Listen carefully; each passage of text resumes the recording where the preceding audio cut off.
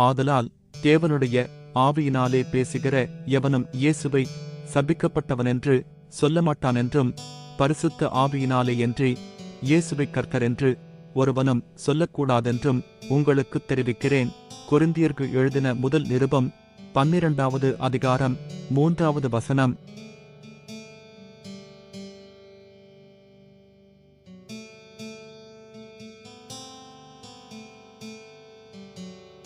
ஆதலால் தேவனுடைய ஆவியினாலே பேசுகிற எவனும் இயேசுவை சபிக்கப்பட்டவனென்று சொல்லமாட்டானென்றும், பரிசுத்த ஆவியினாலேயன்றி இயேசுவை கர்த்தர் என்று ஒருவனும் சொல்லக்கூடாதென்றும் உங்களுக்குத் தெரிவிக்கிறேன்.